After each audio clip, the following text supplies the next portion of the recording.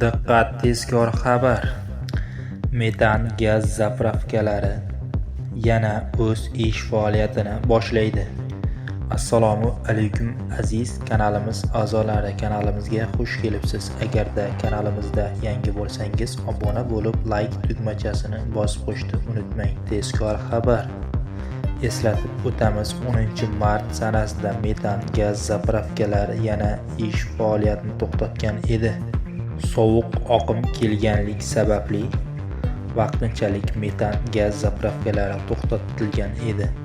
Energetika vazirligining xabar berishiga qaraganda 15-mart sanasidan boshlab yana metan gaz zapravkalari o'z ish faoliyatini boshlaydi. 24/7 rejimida ish faoliyatini boshlaydi deb yozilgan.